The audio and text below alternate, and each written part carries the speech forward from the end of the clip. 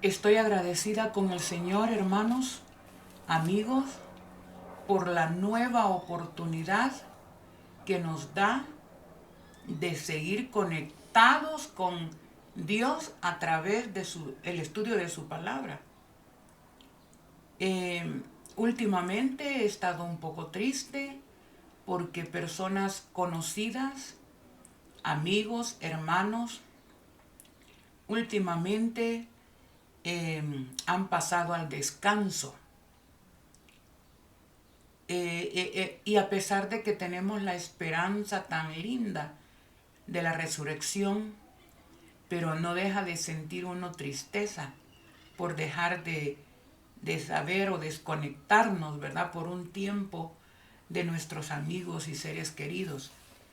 Por eso que cada día que amanece yo le agradezco mucho a Dios porque todavía nos prolonga la vida y qué mejor que estudiar su palabra, conocer sus planes, prepararnos para su pronto regreso. Así es que estoy agradecida también por la oportunidad de que juntos podamos seguir investigando, estudiando, descubriendo a ese Dios maravilloso que está dispuesto a salvarnos. Vamos entonces a orar para pedir la bendición de nuestro Dios al comenzar a estudiar su palabra. Oremos. Eterno Dios, alabamos y glorificamos tu nombre, porque desde los siglos eternos pensaste en nosotros. Elaboraste ese plan tan perfecto, maravilloso, en el cual tanto el Padre, el Hijo como el Espíritu Santo tienen como prioridad nuestra salvación. Querido Padre, gracias por Jesús, el que se ha encargado de dar su vida, de interceder y de juzgarnos con misericordia. Gracias por tu Santo Espíritu que nos enviaste para enternecer nuestros corazones, iluminar nuestras mentes, para poder entender este misterio tan profundo como es el misterio de la piedad. Aquí estamos, humildemente, suplicando tu dulce compañía, suplicando tu Espíritu Santo para que nos haga ver tan grande bondad y misericordia y que podemos ir a ti tal cual somos, con el fin de ser limpiados y redimidos del pecado. Gracias por prolongar nuestras vidas. Bendice a cada oyente, bendice a cada persona que dedica el tiempecito para estudiar tu palabra en esta hora. Cuida de cada uno, de sus hogares, bendícelos grandemente, pero sobre todo tu presencia en este momento al estudiar tu palabra. Gracias, Señor, por escucharnos y lo pedimos todo en el nombre de Cristo Jesús. Amén. Amén. Muy bien. No sé en qué hora usted está oyendo. No sé si ha seguido los 5 temas anteriores. Por eso siempre hago una pequeñita introducción antes de tratar el tema de ahora. Siguiendo a Jesús en el santuario celestial, en el tiempo de ahora, ¿verdad? Parte 6. Ya van 5 temas, este sería parte 6. Sigamos a Jesús. Hemos visto que a través del santuario Dios quiso dar a conocer su itinerario, su plan, los pasos a seguir en orden al transcurrir los siglos y aún milenios. Entendemos por la palabra de Dios que los tres compartimientos del santuario, el atrio, el lugar santo, el lugar santísimo, describen minuciosamente, exactamente, tres fases en que se iba a dividir el ministerio de Jesús en el plan de la redención.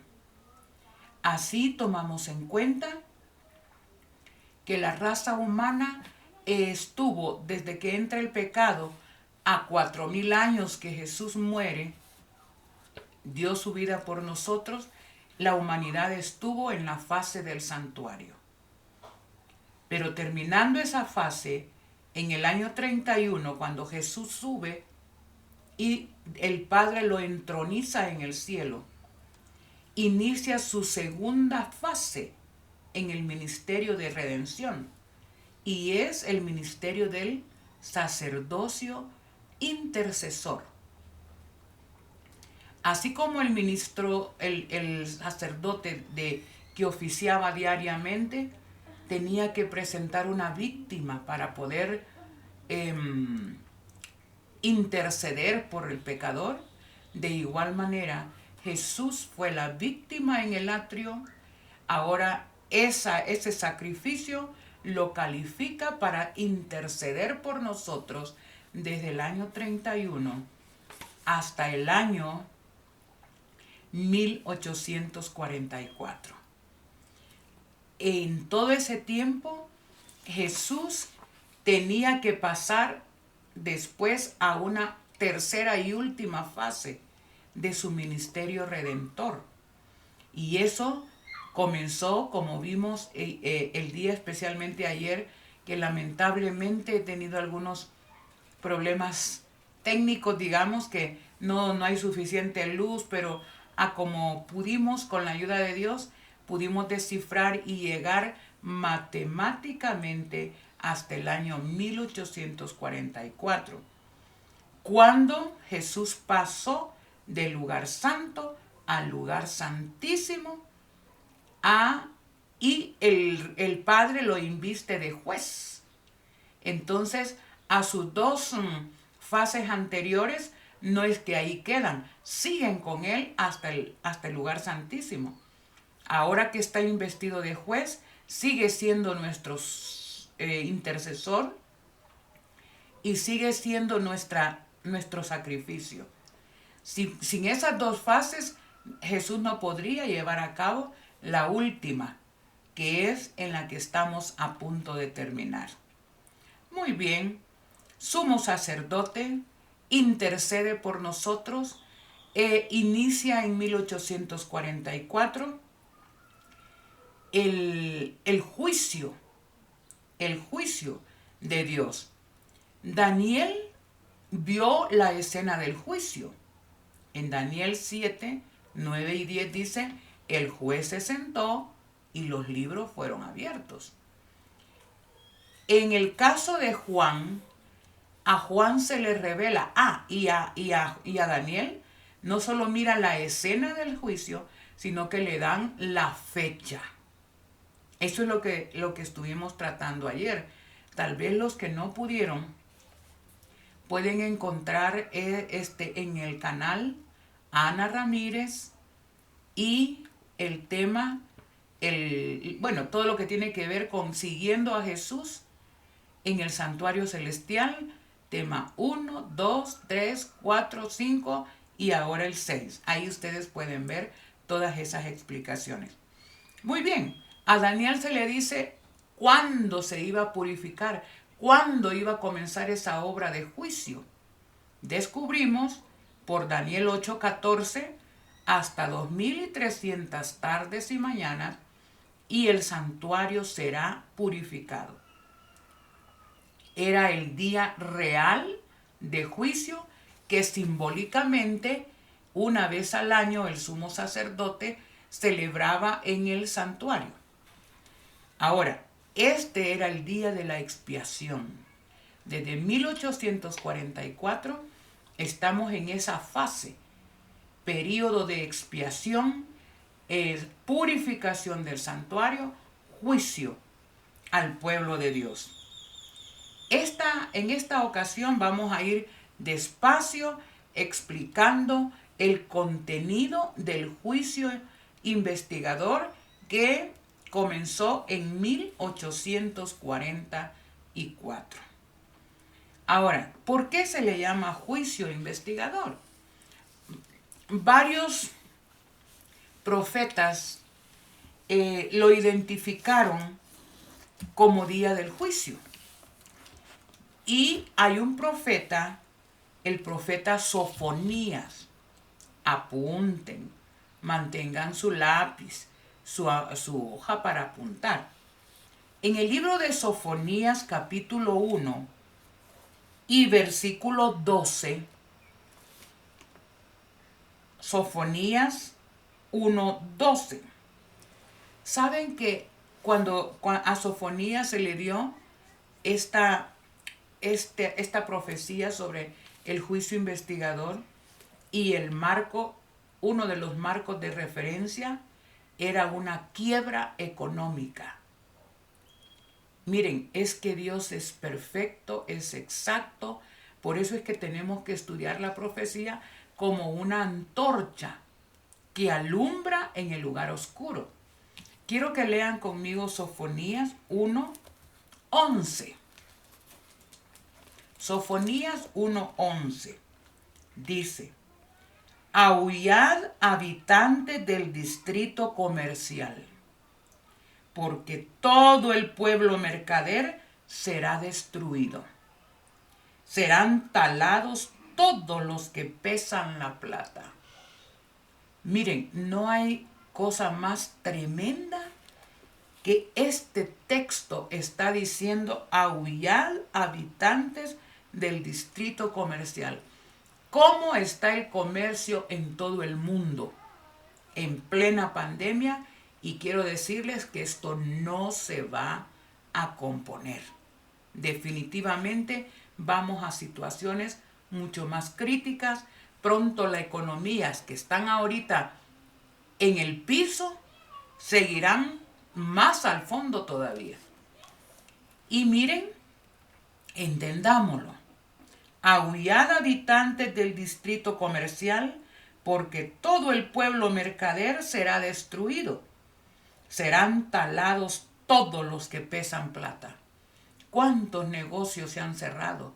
¿Cuántas compañías han fracasado? Los países cada vez más endeudados. Hermanos, vamos a una catástrofe y este año será un año mucho más terrible de lo que fue el año pasado. Bajo este contexto, escuchen lo que está pasando. En ese tiempo, ¿cuál tiempo? En ese tiempo de desastre económico, yo investigaré a Jerusalén con candiles. ¿Qué es investigar, hermanos? Es juzgar.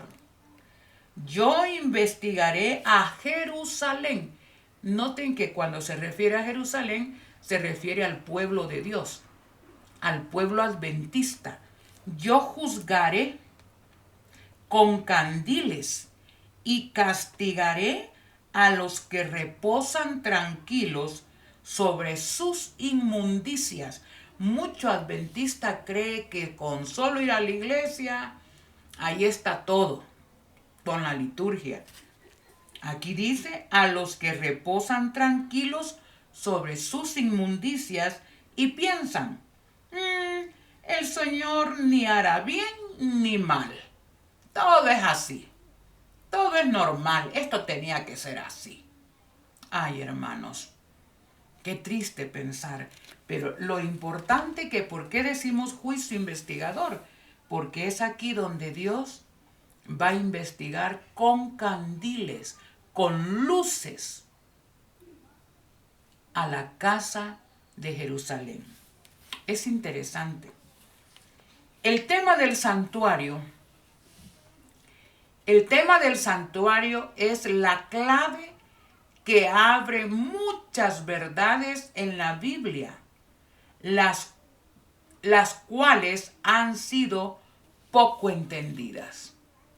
Hay gente que no entiende qué es lo que está pasando. Hay gente que no entiende por qué esto, por qué el otro. Pero cuando vamos al santuario, vemos por qué camino vamos y hasta dónde vamos. El estudio del santuario bíblico nos trae a la vida un sistema completo de verdad, conectado y armonioso, pues revela la obra que Cristo está realizando ahora mismo por nosotros en el cielo. Por eso le puse, por eso puse a esta serie el tema que le puse, siguiendo a Jesús en el santuario celestial. Teníamos que empezar a seguirlo en el santuario terrenal, históricamente. Pero ahora ya estamos transportados en el lugar donde Jesús está. Y ahí tenemos que estar con Él, siguiendo a Jesús en el santuario celestial. Bueno, el santuario celestial es la clave que aclaró el misterio del desengaño aparente de 1844. Reveló todo un sistema de verdades que formaban un conjunto armonioso y demostraban que la mano de Dios había dirigido el gran movimiento adventista, y al poner de manifiesto la situación y la obra de su pueblo, le indicaba cuál era el deber de allí en adelante. 1844 es la pauta que nos dice la fase del ministerio que Jesús está realizando en favor de nuestra redención. Ya hemos visto, ayer vimos que como los discípulos, cuando Jesús murió, ellos también sufrieron un chasco. No porque la profecía de Daniel, cuando iba a nacer, cuando iba a ser ungido, no porque Daniel, la profecía, haya fallado. Solo que ellos interpretaron que Jesús era el que los iba a libertar del yugo romano. La mente se les veló, ¿verdad? Entre ellos se les ocultó por ellos mismos que Jesús era un libertador político. Y por eso es que estaban decepcionados, chasqueados. Pero pronto ellos entendieron realmente el ministerio de Jesús y sus dudas fueron aclaradas. De la misma manera, Cristo había venido, claro, pero había venido al Padre, al lugar santísimo, donde está la presencia de Dios. Ya no el arca, aquella caja que contenía, no, el mismo Dios había sido traído. Cristo había venido no a la tierra como ellos lo esperaban, sino como estaba simbolizado en el símbolo al lugar santísimo del templo de Dios en el cielo. Entonces, poco tiempo más adelante de eso, fue que los discípulos siguieron a Jesús por la fe al lugar santísimo. Vamos a ir aclarando algunas cosas poco a poco en este tema número 6. De esa manera, debería ser comunicada a toda la raza humana. Iba a haber un pueblo que iba a comunicar dónde estaba Jesús desde 1844, qué estaba haciendo previo a la segunda venida de Jesús. Y les adelanto algo, hermanos. Por lo que estamos viendo, en su momento lo voy a ir mencionando poco a poco, pero por lo que estamos viendo, Jesús está a punto de salir, de terminar su fase de intercesión y ponerse sus vestiduras de Rey de Reyes y Señor de Señores. Así es que nos queda poco tiempo para hacer nuestros arreglos, para que cuando nuestros nombres hayan de ser juzgados, salgamos justificados por nuestro intercesor y por nuestro sacrificio, Jesús. Los que vivan en la tierra cuando cese la intercesión de Cristo, porque Jesús no va a estar ahí para siempre, hermanos. Él ha pagado un precio carísimo por una propiedad que tiene aquí en la tierra, y esa propiedad somos nosotros. Y Él ya no aguanta que su pueblo sufra, que la humanidad sufra, así es que Él tiene que poner un hasta aquí. Los que vivan en la tierra cuando cese la intercesión de Cristo en el santuario celestial deberán estar en pie en la presencia de un Dios santo sin intercesor. Cuando Jesús diga hasta aquí, ya no más intercesión por la raza humana, el pueblo que le siguió, el pueblo que aprovechó la última fase de redención de Jesús, debe ser declarada justa, santa. Esa iglesia debe estar justificada, santificada. Cada alma que haya confesado el pecado y haya vencido en la sangre de Jesús el pecado, va a ser declarado justificado, santificado, y estará listo para ver la segunda venida de Jesús. Acuérdense que dice, sin santidad nadie puede ver a Dios.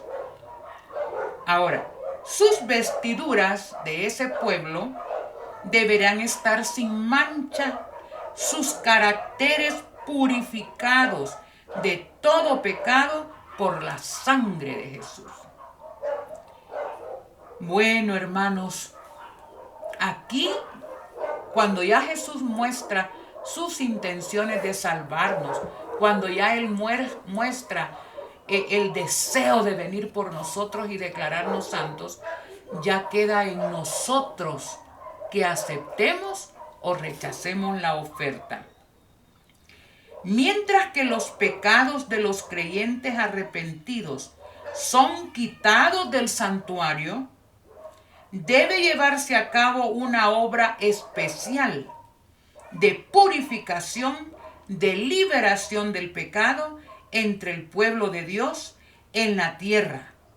Esta obra está presentada con mayor claridad en los mensajes de los 3 ángeles de Apocalipsis 14, 6 al 12. Acordémonos que el primer ángel dice, temed a Dios y dadle gloria, porque la hora de su juicio no es que va a llegar, ha llegado. Este era el mensaje que comenzó a predicar Guillermo Miller en su momento, pero confundiendo que el juicio era la tierra en ese momento y que Jesús iba a venir a hacer juicio para su pueblo, cosa que el santuario lo aclaró más adelante. Cuando esta obra haya quedado consumada, los discípulos de Cristo estarán listos para ver a Jesús venir en gloria. Es interesante. Ahora, dice, escudriñando la Biblia en busca de más luz, los pioneros adventistas reconocieron la verdad referente al santuario en el cielo, y eso aclaró el aparente chasco. Ellos habían confundido, la profecía estaba perfecta. El suceso en sí es que estuvo en la mente de ellos nublado, igual que sus discípulos. Cuando haya terminado este examen, este juicio investigador, cuando se haya fallado respecto cuando se haya fallado respecto de los que en todos los siglos han profesado ser discípulos de Cristo, entonces y no antes habrá terminado el tiempo de gracia y será cerrada la puerta de la misericordia. ¿Sabían ustedes que dice Pedro que es necesario que el juicio comience por la casa de Dios? Los primeros juzgados serán todos los que murieron habiendo aceptado a Jesús desde Abel hasta el último momento. ¿Sí? Todos aquellos que aceptaron el mensaje de salvación, serán los primeros en ser juzgados. Los muertos en Jesús, que alguna vez, saben ustedes que los impíos no serán juzgados en este juicio investigador. En este juicio investigador es juzgado a aquellos que una vez aceptaron a Jesús. Ahora, en el caso de los impíos, el juicio lo tendrán los santos redimidos que juzguen con Jesús. Eso lo vamos a ver más adelante. Ahora, quiero aclarar algunas cosas en relación a esto. Hay una iglesia de las 7 iglesias que aparecen en Apocalipsis. Hay una iglesia que dice que Jesús iba a pasar del lugar santo al lugar santísimo. Y esta es la iglesia de Filadelfia. ¿Cómo sabemos? Jesús primero entra al santuario, al primer compartimiento, al lugar santo. Pero después de cierto tiempo, en la etapa de la iglesia que se conoce como la iglesia de Filadelfia, miren lo que dice en Apocalipsis capítulo 3, versículo 3 del 7 en adelante. Esta es la iglesia de Filadelfia, que es una de las 7 iglesias después de Cristo. Son 7 iglesias. Esta es la número 6. Dice, esta iglesia existió desde 1798 a 1844. ¿Qué pasó en 1844?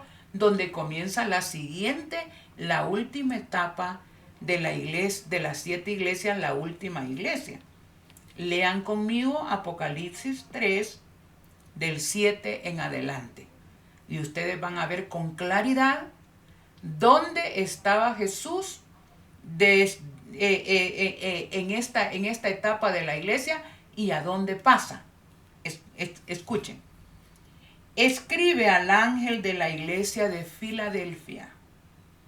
Esto dice el santo, el verdadero, el que tiene la llave de David, el que abre y ninguno cierra, y cierra y ninguno abre. ¿Cómo se presenta Jesús en la iglesia de Filadelfia? Dice que se presenta como el verdadero, el que tiene la llave, el que abre y ninguno cierra. Cuando él abrió la llave para entrar al lugar santo en el año 31, ahí estuvo. Y toda esa etapa, esa fase, esos años desde el 31 hasta 1844, la humanidad se mantuvo en esa fase del ministerio de Jesús cuando él estaba en el lugar santo. Pero llegó el momento, dice, el que abre y ninguno cierra. Y cierra y ninguno abre. En 1844 Jesús cerró las puertas del lugar santo y abrió la puerta al lugar santísimo. Él es la llave de David. Él tiene las llaves para hacer eso. Acuérdense que Él es el ejecutor del plan de redención. Entonces, ahí, fíjense qué interesante, miren. Cuando Jesús pasó del atrio, cumplió su función como el verdadero Cordero de Dios, resucita y al día 50, según la fiesta, Jesús es entronizado en el cielo, en el lugar santísimo. Allí iba a comenzar su obra de intercesión. ¿Qué pasó con la raza judía? La raza judía, la nación judía, no aceptaron a Jesús y por eso lo mataron. Entonces, ahora, los que no siguieron a Jesús al lugar santo, Jesús cerró esa puerta del atrio y pasó al lugar santo. ¿Y qué pasa con todos los judíos que lo mataron y no lo aceptaron como el Mesías? Quedaron en oscuridad. A tal punto que en el año 70 fueron arrasados como nación y nunca más fueron la nación. Ellos se pueden salvar como individuos, pero no como nación. Dejaron de ser la nación. ¿Por qué? No le siguieron. Ya Jesús estaba en el lugar santo, intercediendo. ¿Quiénes lo siguieron por fe a Jesús? Los apóstoles y los cristianos. Los gentiles que se iban agregando al pueblo de Dios siguieron todo desde entonces a Jesús en el lugar santo. Pero ¿qué pasó con aquellos que cuando se predicó la hora de su juicio ha llegado? A temer a Dios y darle gloria, porque la hora de su juicio ha llegado. Y Jesús pasó del lugar santo al santísimo, cerró es su ministerio en el lugar santo, pero muchos dijeron no, esas son locuras. Ya Jesús estaba en el lugar santísimo, pero mucha gente hasta la fecha sigue en el lugar santo, en oscuridad, porque ya Jesús esa fase ya la pasó. Por eso es que tenemos que seguir a Jesús en el santuario celestial y estar donde Él está. El pueblo adventista debe estar, todos los que quieren ser redimidos, santificados, purificados, declarados justos, deben estar con Él por la fe en el lugar santísimo. Eso pasó en la época de los judíos. Dice también que son los que por la fe siguen a Jesús en la gran obra de la expiación, quienes reciben los beneficios de su mediación por ellos, mientras que a los que rechazan la luz que pone a la vista este ministerio, no los beneficia y están a oscuras. Por eso es que ahora hay tanta persona que se dice evangélica, que se dice cristiana, pero se encuentran quebrantando la ley de Dios. Porque ellos dicen, no, Jesús murió por nosotros en la cruz y eso es todo.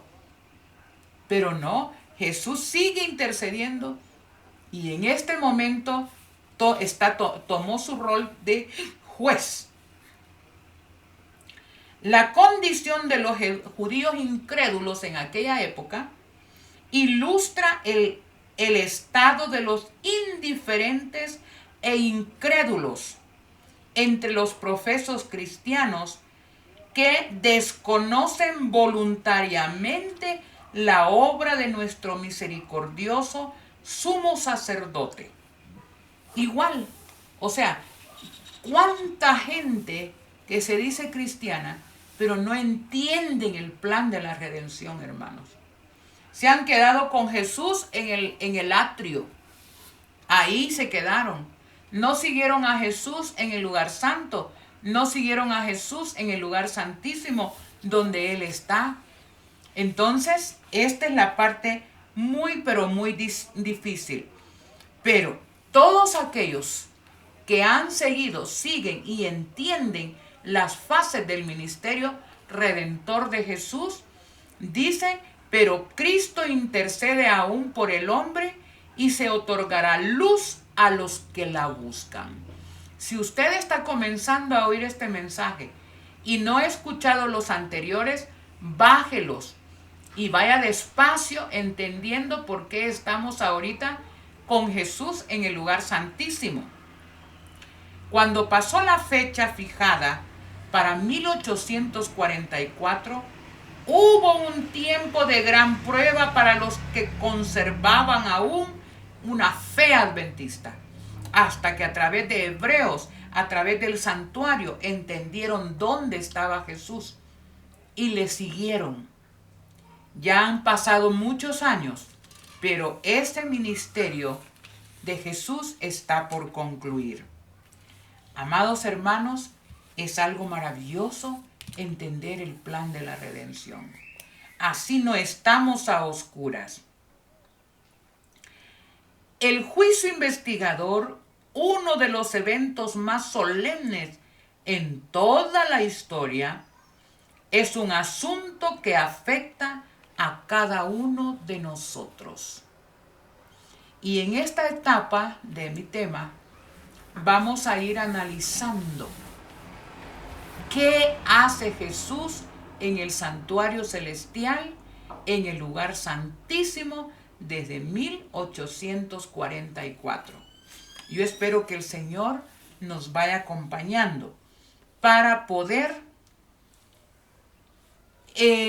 interpretar el momento. Es que miren, el plan de estos temas, aparte de exaltar la perfección del plan de redención y lo que es más aldador del plan de la redención, es que lleguemos hasta donde estamos actualmente.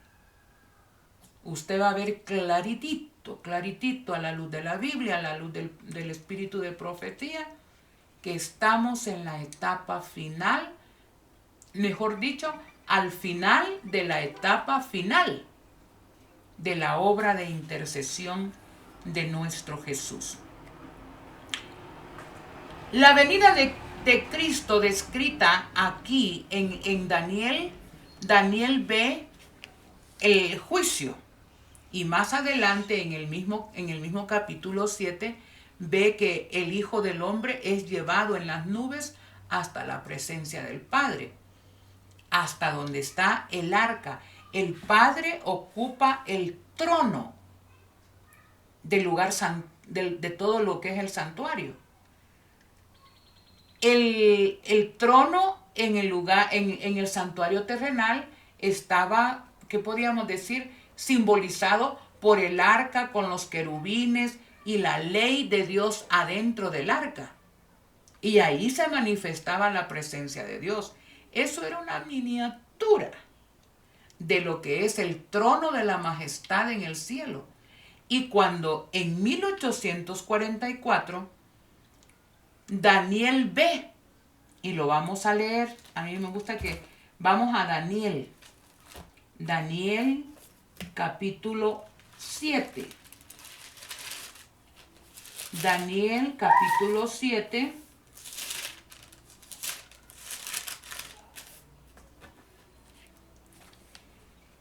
Daniel 7 dice 13 y 14. Aquí este es el momento justo de lo que pasó en 1844, hermanos. Es que la Biblia es una unidad perfecta. Aquí no estamos inventando ni interpretando. Aquí estamos con la Biblia en la mano para que entendamos. Dice Daniel 7:13. Vaya, en Daniel 7:9 dice: mientras yo miraba, fueron puestos tronos, y un anciano de muchos días se sentó. Su vestido era blanco como la nieve, y el cabello de su cabeza como lana pura. Su trono llama de fuego, y sus ruedas fuego ardiente. Un río de fuego salía delante de él. Miles de millares le servían, y millones de millones asistían ante él. Este es el Padre. Ahora viene. El tribunal se sentó en juicio, y los libros fueron abiertos. Ahí es donde Daniel mira la escena del juicio. ¿Ya? Ahora, estaba él mirando, seguía mirando, y miren lo que más vio Daniel en ese momento. Ahora sí, el 13. Seguí mirando en la visión nocturna, y vi que en las nubes del cielo venía como un hijo de hombre. ¿A quién se le conoce como el Hijo del Hombre? A Jesús. Venía en las nubes del cielo, pero no a la tierra, que aquí estuvo la confusión. Porque dice, el Hijo del Hombre vendrá en las nubes de los cielos. Sí, pero aquí especifica a dónde, no a la tierra. Esta fue la confusión de los pioneros adventistas, que era una profecía nada más. Ya ese chasco estaba anticipado por Dios. Dice, oigámoslo despacio, hermanos. Seguí mirando en la visión nocturna y vi que en las nubes del cielo venía como un hijo de hombre. Llegó hasta el anciano de días y fue llevado ante él. Miren, de paso, ¿qué dimensiones tendrá este santuario en el cielo, hermanos? Que nubes de ángeles pasaron a Jesús del lugar santo hasta donde estaba el arca, al lugar santísimo. Fue llevado ante él, no vino a la tierra. Fue llevado ante él. ¿Y para qué? Aquí es donde el Padre le da a su Hijo el juicio y el dominio. ¿Por qué? Porque Él se lo merece. Él dio su vida por la raza humana. El 14, miren. Y le fue dado dominio y gloria y reino, y todos los pueblos, naciones, lenguas le sirvieron. Su dominio es eterno, que nunca pasará, y su reino nunca será destruido. Aquí es donde el Padre, en 1844, en esa fecha matemática perfecta en la Biblia, que hasta los eruditos más famosos científicos, cuando la estudian, no pueden decir que no es perfección el cumplimiento de esa profecía. Hasta 2300 tardes y mañanas. Aquí Jesús es investido de juez, de poder, de poderío. Ahora, así en el gran día de la expiación final y del juicio, los únicos casos que se consideran son los de quienes hayan profesado ser hijos de Dios. Todos aquellos que una vez dijeron, yo me bautizo, yo acepto a Cristo, estos van a ser juzgados en la casa de Dios. El juicio de los impíos es obra distinta y se verificará en fecha posterior. Ahora, los libros del cielo en los cuales están consignados los nombres y los actos de los hombres determinarán los fallos del juicio.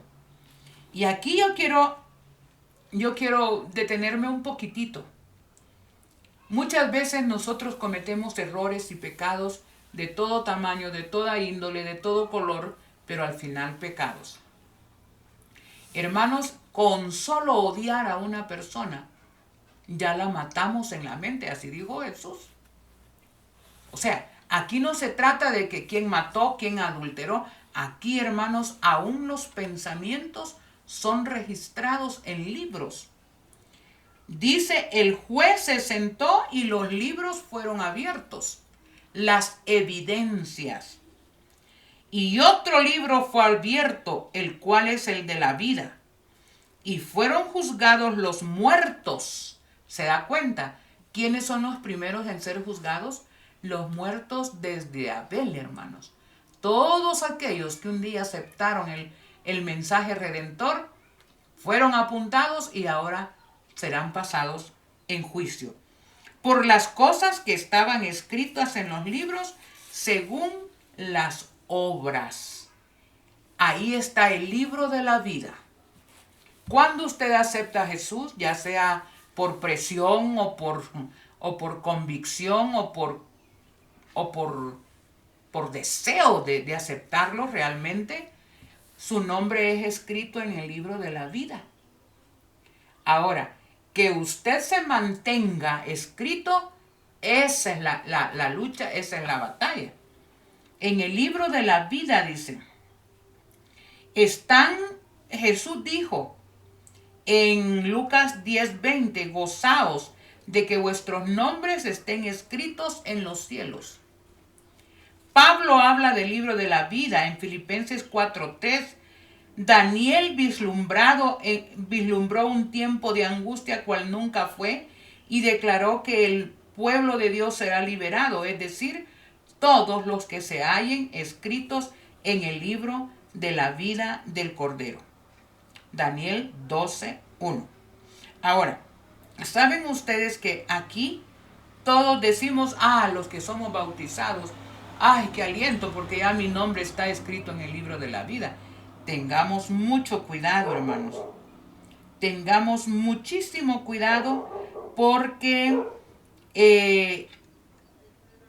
en Éxodo 32:33, Éxodo 32:31 y 33 dice que aquel que peque contra mí, a ese raeré de mi libro. Pueden estar nuestros nombres escritos en el libro de la vida cuando aceptamos a Jesús, hermanos. Por eso es que el juicio tiene que comenzar, porque hay muchos que aceptaron, comenzaron bien, pero después se alejaron y negaron el mensaje y negaron la sangre de Cristo en favor de ellos. O pueden haber personas que aparentan santidad, pero tienen pecados ocultos. Al que peque contra mí, a ese raeré de mi libro. Yo no sé, hermanos, ustedes, pero cuando yo leo eso, agradezco a Dios que día a día me dé una oportunidad de confesar mi pecado, no de hacerme la disimulada. A veces decimos, son cosas pequeñas.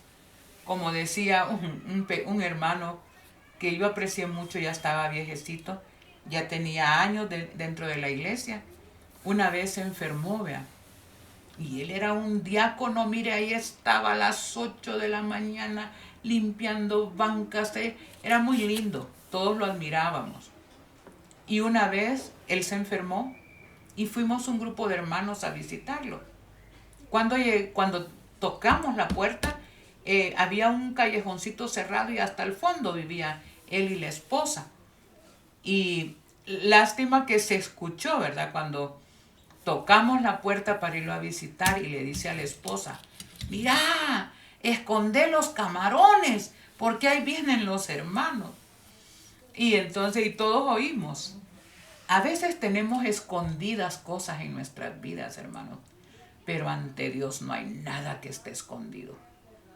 Podemos engañar a las personas en la iglesia, a la gente, como gente cristiana, pero a veces tenemos pecados ocultos terriblemente. Es tremendo. El pecado es horrendo. Y nuestra única oportunidad es que confesemos el pecado día a día. Hermanos, no estamos seguros. Hay una alerta mundial. Están habiendo terremotos en todas partes del mundo. Los volcanes dormidos están erupcionando tremendamente, amenazando inundaciones, cambios climáticos terribles. Yo cuando veo los incendios, los animalitos y la gente con sus cosas huyendo, a mí me da pesar. Los animalitos quemándose, hermano. No tenemos seguridad por mucho tiempo si no es a través de Jesús. Y si Jesús nos manda al descanso por su voluntad, tenemos ganancia, hermanos. Pero tenemos que tener nuestras vidas enfiladas, limpias, emblanquecidas en la sangre de Jesús. Está otro libro, el libro de las memorias. Este libro, quedan consignadas en él las buenas obras de los que temen a Jehová y de los que piensan en su nombre, según Malaquías 3:16. Toda acción, toda palabra, actos de bondad, victorias, palabras de ánimo hacia alguien, todo esto está escrito en el libro de las memorias. El salmista decía en el Salmo 56:8, tú cuentas los pasos de mi vida errante. Pon mis lágrimas en tu redoma. ¿No están en tu libro? Hay un libro donde están todos los actos buenos, justos, de bondad, de palabras, pecados vencidos. Todo está escrito. Pero también está el último libro, que es el libro de los pecados. Y yo quiero decirles algo. El libro de los pecados dice en Isaías 65, 6 y 7. He aquí que esto está escrito delante de mí. Está hablando Dios. Vuestras iniquidades y las iniquidades de vuestros padres juntamente, dice Jehová. Hay un libro donde todos nuestros actos, pensamientos, emociones pecaminosas están escritas. Así lo haga yo o cualquiera de ustedes en la soledad, en la oscuridad, donde aparentemente nadie le mira, todo está escrito y registrado. A cualquiera podemos engañar, pero no a Dios. Dice en el libro de los pecados, la obra de cada uno pasa bajo la mirada de Dios y es registrada e imputada ya como señal de fidelidad o ya como señal de infidelidad. Frente a cada nombre en los libros del cielo aparecen con terrible exactitud cada mala palabra, cada acto egoísta, cada deber descuidado, cada pecado secreto en todas las tretas arteras. Las abominaciones o reconvenciones divinas despreciadas, los momentos perdidos, las oportunidades despreciadas, la influencia ejercida para bien o para mal con sus abarcantes resultados, todo fue registrado por el ángel anotador. Yo me preocupo, yo siento que, no sé hermanos, pero me he embarcado en estar constantemente en contacto con Dios. Yo no sé cómo una persona puede pasar 1 hora, 2 horas viendo novelas, viendo películas, viendo no sé, tantas cosas, pero no tienen tiempo para el estudio de la palabra de Dios. Una hermana me decía a mí, ay, verá que yo cuando comienzo a estudiar el Espíritu de Profecía me da un dolor de cabeza, hermana. O es invento, o es excusa, o es el diablo que tiene poseída su mente para que no pueda estudiar. La regla por la cual vamos a ser juzgados, la ley de Dios es la regla. Así obrad, así hablad, pues, y así obrad como hombres que van a ser juzgados por la ley de libertad. Santiago 2:12. Hermanos, en un juicio, y aquí viene parte de lo hermoso del tema del juicio. Sí, es cierto, Dios no va a pasar por alto nada, hermano. Nada, absolutamente nada. Y yo no sé si lo he comentado aquí, pero yo siempre lo comento. Yo he tenido que acordarme de pecados que en mi mente, desde chiquita, uno sabe qué es lo que está haciendo mal. Tal vez no tiene un conocimiento, ¿verdad? Pero de 4 años y medio, yo bien me acuerdo, gracias al Señor me ha recordado que yo robé unos trastecitos de aluminio, ¿verdad? Eso fue algo terrible. Y cada vez que me gustaban, como Acán, ahora yo entiendo, ¿verdad? Los tenía escondidos.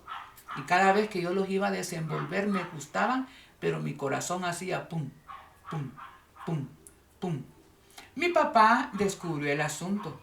Me llevó a entregarlos, pasé esa vergüenza, pedí perdón a Dios de rodillas, pedí perdón a la niña que lo había robado. Y hermanos, también fue el castigo, 3 hinchazos de los de mi papá de aquella época, bien puestos. Hermanos, David decía, líbrame de los pecados que me son ocultos. Porque a veces nuestra mente, en el afán de olvidarnos del dolor de conciencia, enterramos en el olvido muchas cosas que cometimos y que no están confesados. Ahí si usted hizo lo que hizo y ya se le olvidó, hermano, pídale al Espíritu Santo que lo convenza, que le recuerde y confiéselo, porque en el libro de los pecados eso está vivito. Esto es lo que hemos de hacer. Los que en el juicio serán tenidos por dignos, ¿quiénes son? A los que Jesús va a declarar justificados, santos, sin pecado. Veamos quiénes son.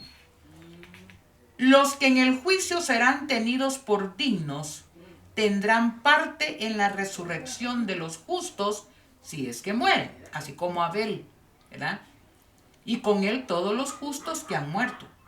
Jesús dijo, los que serán tenidos por dignos de alcanzar aquel siglo venidero, la resurrección que nosotros tenemos cerca, el siglo venidero y la resurrección de entre los muertos, son iguales a los ángeles y son hijos de Dios, siendo hijos de la resurrección, según Lucas 20, 35 y 36. Además declara que los que hicieron bien saldrán a resurrección para vida, Juan 5, 29. Los justos ya muertos no serán resucitados más que después del juicio, en el cual habrán sido juzgados dignos de resurrección. No estarán pues presentes en persona ante el tribunal porque están muertos. Simplemente sus obras son juzgadas. Ellos resucitan cuando en la resurrección Jesús llame a la vida. Jesús aparecerá como el abogado de ellos. Ay, hermanos, esto a mí me emociona. Mire, yo le voy a decir algo. Piense en lo peor que usted ha hecho en su vida. Yo no sé ustedes, pero yo sí tengo mucho de qué pedirle perdón a Dios y ya lo he hecho.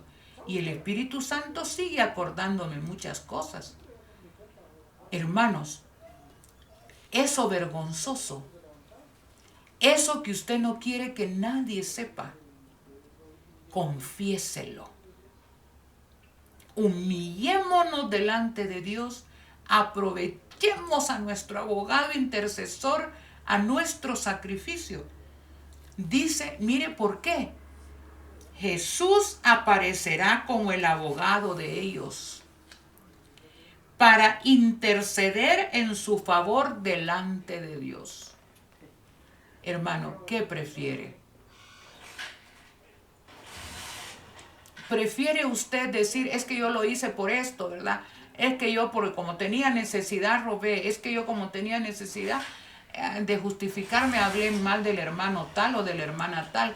Es que yo, como tenía necesidad, trabajo en sábado. Es que, hermano querido, en vez de justificarse a usted mismo, cuando usted justifica lo que hace, usted es su propio abogado y está perdido. Porque justo no hay ni uno solo. Pero dice, Jesús aparecerá en el juicio como abogado de ellos para interceder en su favor delante de Dios. Si alguno hubiere pecado, abogado tenemos para con el Padre, a saber, Jesucristo el justo. Primera de Juan 2:1.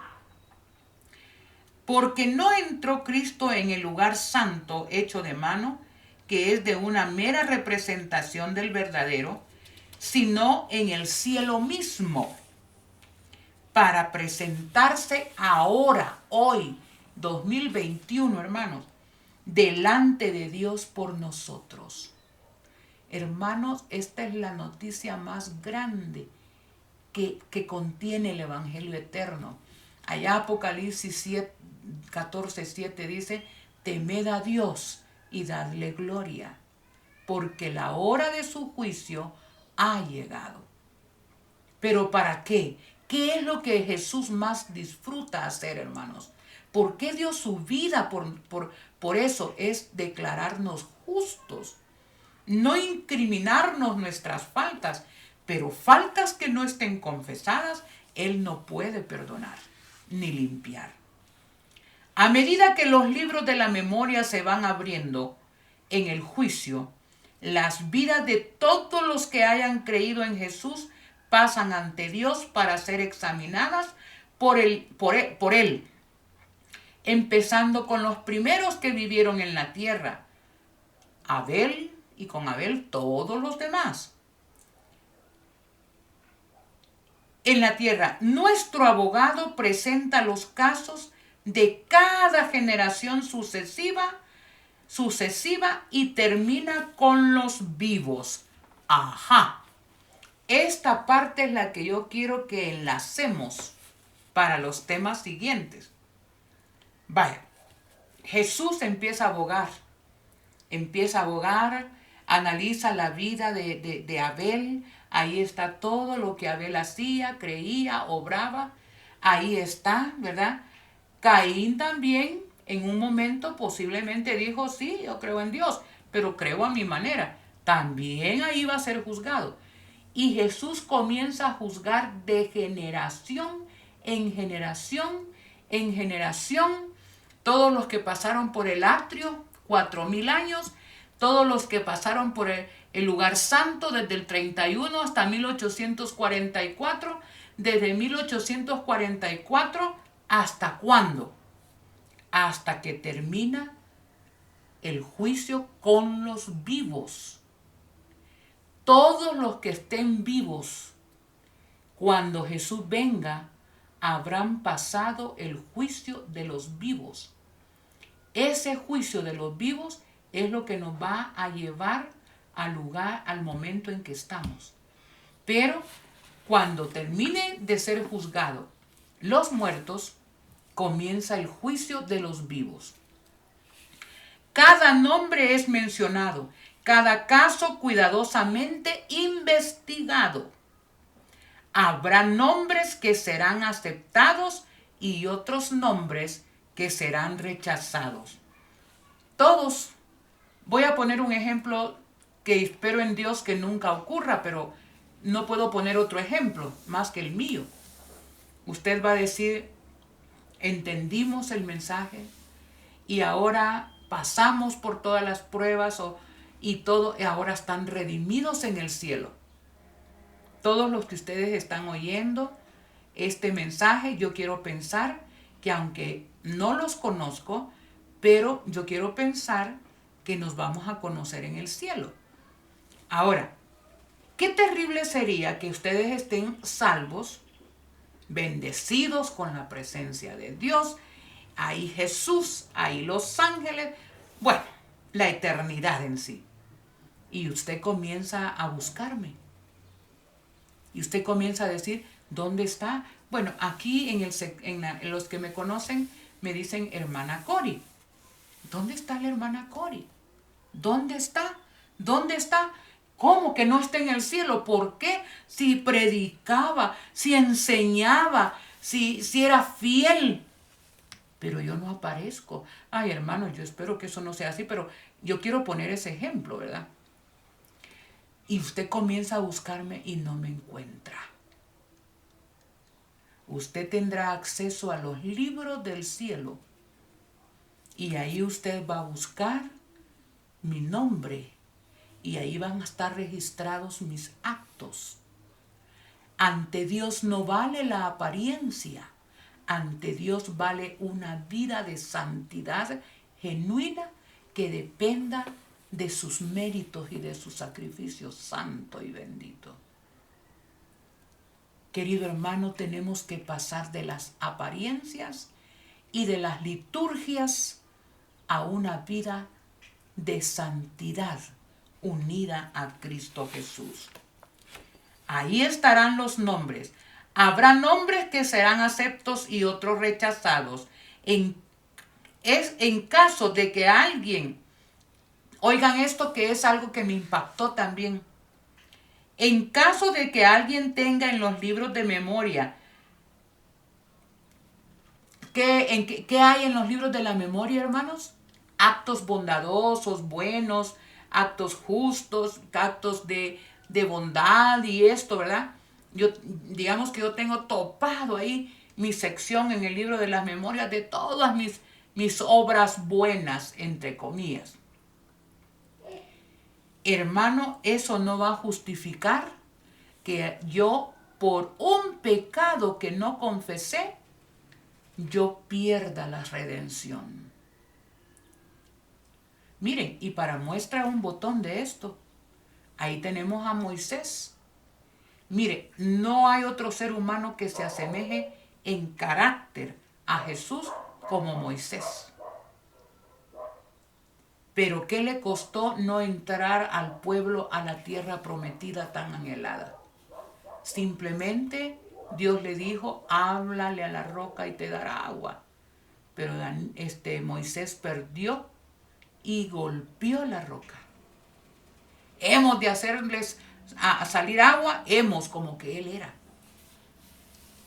Y aunque fue redimido su causa, Moisés está en el cielo, fue perdonada su causa. Él se arrepintió y todo, pero las consecuencias están, hermanos. Si hay un pecado inconfeso, hermanos, por eso es que tenemos que pedir que el Espíritu Santo nos ayude, porque aunque yo tenga en el libro de las memorias, muchas personas tienen caracteres tremendos, pero son muy generosos, son muy gente buenas, les gusta dar a la iglesia, participan, pero tienen pecados no confesados, hermanos. Aquello sería, si se salvan por las obras, ¿para qué murió Jesús? La salvación no es por obras, entendámoslo. Si somos justificados por Jesús, haremos obras de acuerdo a la santidad de Jesús, pero por obra de Jesús, no para salvarme, sino porque ya Jesús me redimió. Tengamos cuidado con estas cosas. Dice que si no puede ser sustituido que por las pobrecitas. La hermana Cori hizo tantos sermones, tantas cosas. No venció aquí, no venció allá, pero lo que hizo fue bueno. Hermano, Dios no actúa de esa manera. Dejaría de ser un Dios justo. Al que peca contra mí, a ese raeré de mi libro. Por eso es que abogado tenemos, hermanos. A todos los que se hayan arrepentido verdaderamente,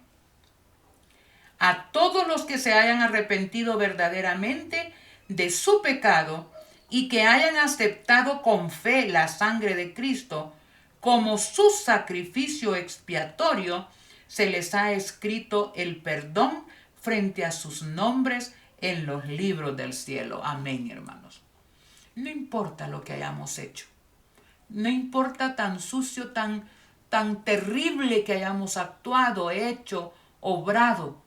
Si confesamos nuestros pecados, Él es fiel y justo para perdonarnos. Como llegaron a ser partícipes de la justicia de Cristo y su carácter están en armonía con la ley de Dios, sus pecados serán borrados y ellos mismos serán juzgados dignos de la vida eterna. Al que venciere será así revestido de ropas blancas, y no borraré su nombre del libro de la vida, sino confesaré su nombre delante de mi Padre y delante de sus santos ángeles. maravilla de Dios. Hermanos, luchemos por este momento. Si hoy fuera nuestro último día y hemos confesado con humildad de espíritu nuestros pecados, no importa si mañana morimos, el Señor nos llamará a vida eterna. A todo aquel pues que me confesare delante de los hombres, le confesaré yo también delante de mi Padre que está en los cielos. Pero cualquiera que me negare delante de los hombres, le negaré yo también delante de mi Padre que está en los cielos. Apocalipsis, el primer texto era Apocalipsis 3:5 y el segundo Mateo 10:32 y 33. Ahora, Jesús, escuchen esto, hermanos. Yo quiero que esto lo voy a leer quizás con mucha pausa porque quiero que se graben esto, hermanos. Jesús no disculpa sus pecados, pero muestra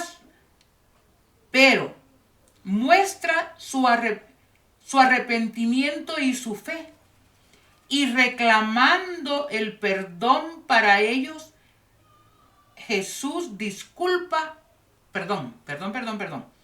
Jesús no disculpa sus pecados.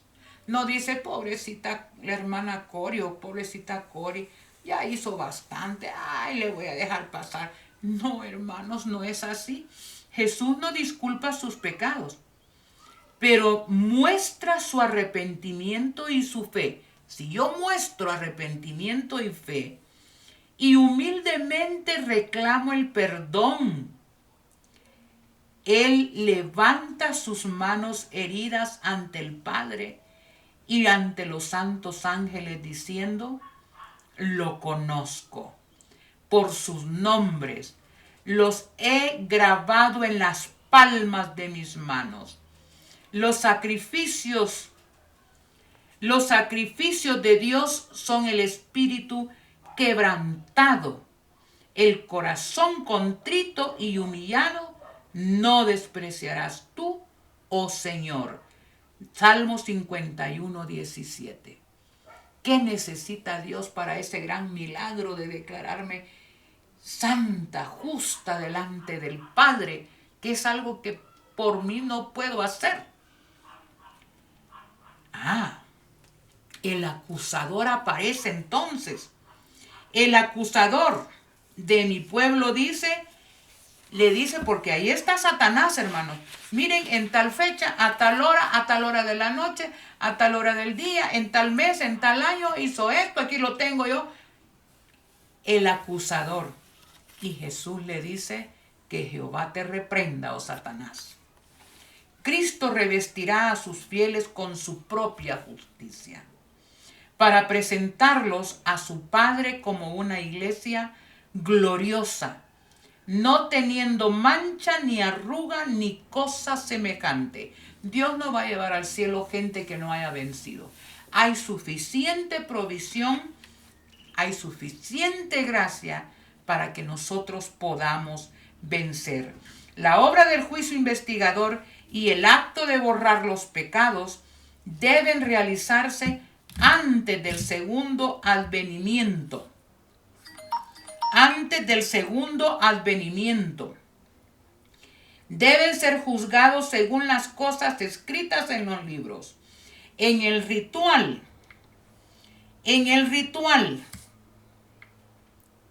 del santuario terrenal, en el servicio típico, el sumo sacerdote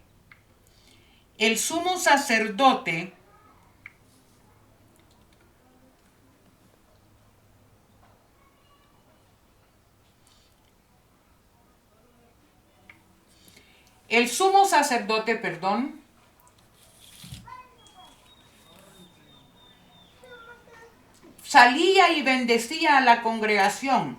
Así también Cristo, una vez terminada su obra de mediador, aparecerá sin pecado para salvación. Hebreos 9:28. Ay, hermanos, en el tiempo señalado por el juicio, al fin de los 2300 días, en 1844 empezó la obra de investigación y acto de borrar los pecados. Todos los que hayan profesado el nombre de Cristo deben ser pasados por este riguroso examen. Tanto los vivos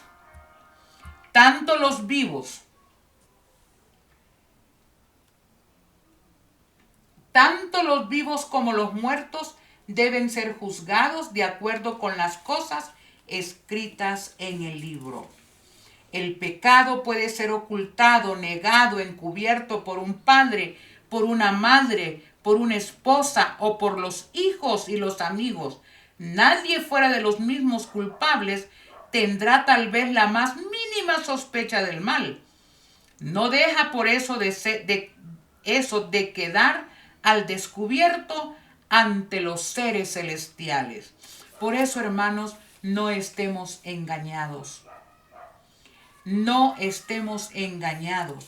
El pueblo de Dios debería comprender claramente el asunto del santuario y del juicio investigador.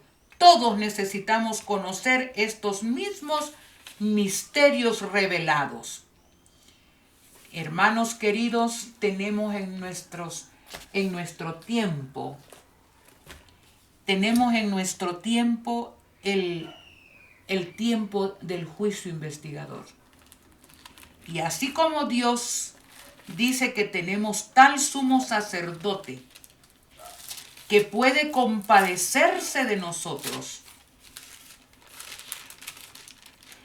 si llegamos con segura confianza, yo quiero leerles una cita bíblica para terminar.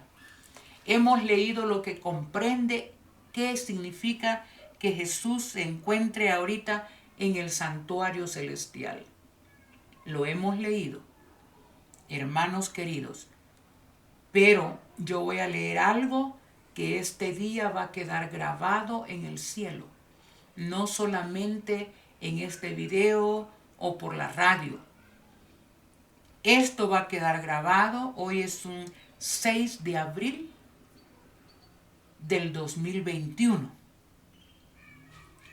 Y esto es lo que tengo que decirles de parte de Dios. Y luego 2 textos más y terminamos. Miren,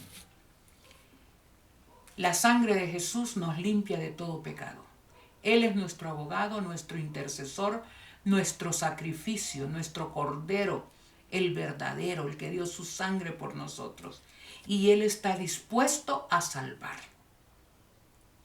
El problema es que no va a estar ahí en el lugar santísimo por siglos eternos. Él está llegando a su última fase, al final. Ahora yo voy a leer esto. Póngale atención. Esto se encuentra en Hebreos capítulo 10, versículo 26, 27 y 29. Al final alguien va a pagar por sus pecados. Si usted se arrepiente, Jesús es el que nos tomó nuestro lugar. Pero si no, hermanos, miren qué cosa más tremenda. Lo leo de la Biblia, Hebreos 10, 26, 27 y 29. Si voluntariamente seguimos pecando después de haber recibido el conocimiento de la verdad, ya no queda más sacrificio por los pecados. Esto es serio, hermanos. Si ya conociendo la ley de Dios, si ya conociendo el bien y el mal, ya conociendo la voluntad de Dios, seguimos pecando voluntariamente, no por ignorancia, porque hay gente, hermanos, que no saben ni qué es la ley de Dios. Hay gente que nunca ha oído del sacrificio de Jesús y hacen cosas incorrectas porque no saben. Pero cuando saben, reaccionan y vienen a salvarse. Pero si voluntariamente seguimos pecando después de haber recibido el conocimiento de la verdad, Ya no queda más sacrificio por el pecado, sino una horrenda espera del juicio y del furor del fuego que ha de devorar a los adversarios. Entonces vamos a pagar por nuestros pecados. Hermanos, si voluntariamente seguimos en lo mismo, ya no queda más sacrificio de Jesús para nosotros. 29. ¿Cuánto mayor castigo merecerá el que pisotee al Hijo de Dios y tiene por impura la sangre del pacto en la que fue santificado y afrenta al Espíritu de gracia? Es el Espíritu Santo, hermanos, el que nos conmueve para aceptar el sacrificio de Jesús. Pero cuando el Espíritu nos dice estás mal, estás en adulterio, estás en fornicación, estás mal, estás haciendo lo incorrecto, estás robando, estás adorando imágenes, y seguimos en lo mismo, ya no queda más por el pecado. En ese momento en que usted conoce la verdad, busque a su abogado intercesor en el cielo, confiese lo que está haciendo y Él lo perdonará y le librará. De lo contrario, ¿qué va a pasar? Una horrenda espera del juicio. Ahora, termino con una nota correcta. Tenía que decir eso antes de terminar este tema. Ahora vamos a nuestra esperanza, hermanos. Quiero que nos vayamos, que terminemos el tema, pero con esperanza. Hebreos 4, 15 y 16.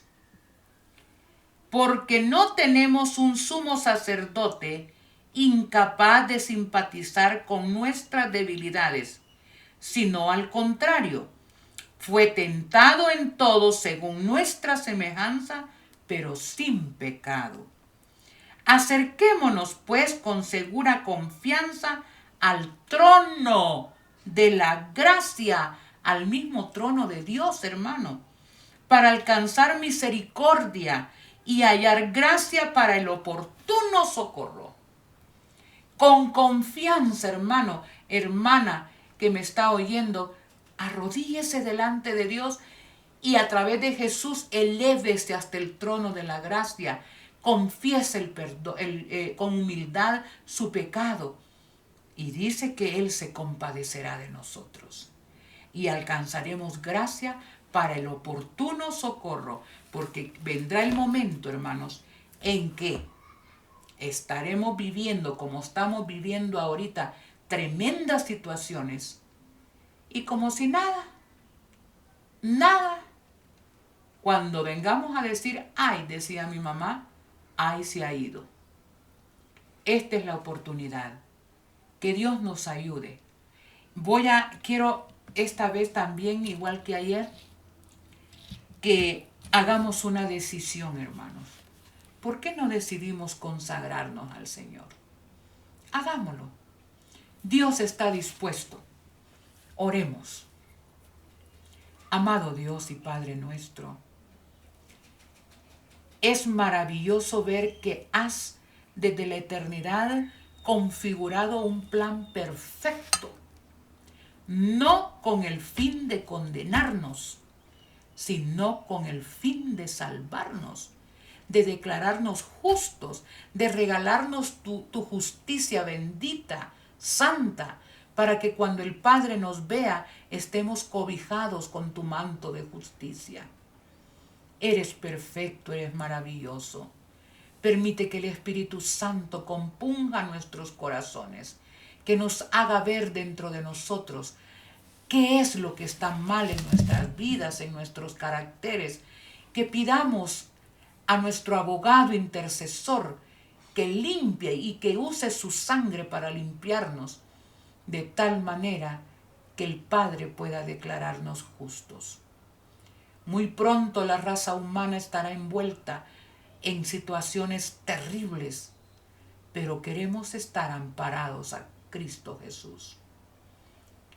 Toma nuestras vidas, limpia nuestras mentes, nuestros corazones, que tu Santo Espíritu nos convenza de justicia, de pecado, y que vayamos a nuestro abogado. Gracias por estos maravillas en tu palabra. Ayúdanos a hacerlas nuestras. Ayúdanos a gozarnos en tu presencia. Quédate a nuestro lado, mi Dios. Lo suplicamos en el nombre de Jesús. Amén. Amén. No se olvide, si este tema le hizo beneficio espiritual, dele like, suscríbase y compártalo para que otros también puedan ser alcanzados por este humilde mensaje. Que Dios les bendiga.